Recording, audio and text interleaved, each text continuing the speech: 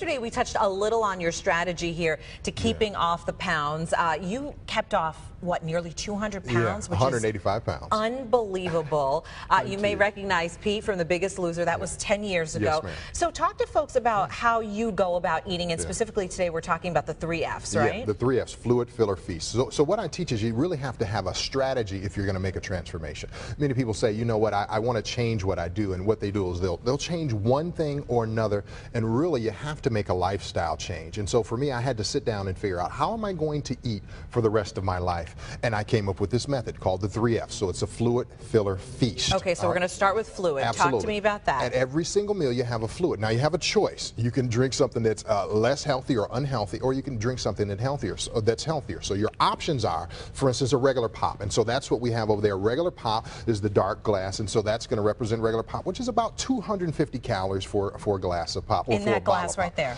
That glass is probably about 125. Okay. Now your other option is to have a diet or to have a tea, which are 0 calories. And so just a little healthier. I believe that you need to progress up. So obviously the better thing of all would be to have some water. All right. So go for a 0-calorie beverage. Go for a 0-calorie beverage. All right. Absolutely. Absolutely. You won't have the sugar release. You won't have the insulin release. Absolutely. Go for a 0-calorie beverage. Then from there, we've got the fluid. Then you need to have a filler at every meal. That's what I have at every meal. Now, what did I used to have? I used to have potato salad, or I used to have something bad, some macaroni and cheese, or those kinds of comfort foods. So an unhealthier option. Unhealthier option. Definitely a healthier option would be your green beans or some vegetable. It still operates as a filler. So I'm filling my stomach up, because in the stomach there are actually hormones that trigger once the stomach is so filled, and that tells you that you're full. So you want to fill it. So give me an idea. Give me an example. I know you have green beans here, but what are some of your fillers? Oh, broccoli. Green beans are definitely one. Asparagus, a salad, a soup, a broth-based soup. All of those types of things would be my filler that I have at every single meal.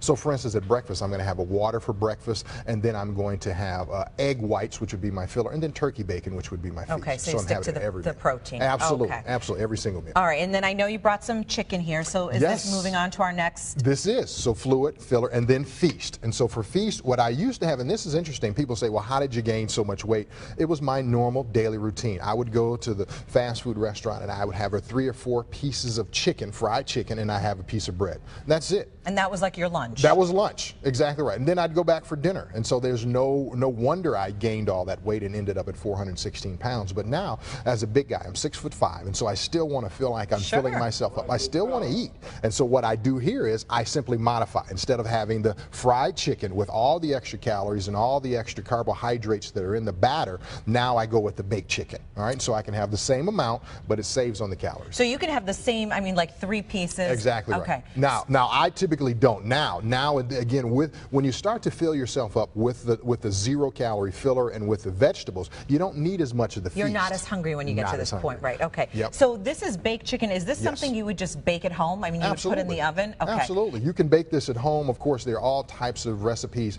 Anything that you can do to keep from putting batter on it is going to be better off. You can grill this outside on the grill. You can do a ton of different things, but this is absolutely all right, great. And now let's get to everyone's pretty much favorite portion of the meal, right, which is dessert. Well, it's not just dessert, but what we're talking about here is we're talking about snack foods. People say, you know what, I don't have time to go out and get healthy foods, and I don't have time to do this. And so what they tend to lean towards are quick snack foods. For instance, you'll have these fruit bars, and so you've got strawberry fruit bars. Your alternative to that is what God made. God made natural snack food for us. They're natural foods. These are actual natural fruits. So we've had apples, multiple varieties of apples. You've got strawberries, of course. We're in Michigan, so we're known for our cherries. You can also have some nuts. These are snack foods that should replace the artificial or the processed snack foods. So what's not processed? So go for, right. And that's and this time of year, it's a lot easier, isn't it? It is. It's a lot easier. You can pick up an apple. You can pick, you know, pack a bag of cherries. That's right. Not processed. And one of the interesting things is people always say, well, it costs a lot of money to eat healthy. Well, when you think about it, if you were to buy these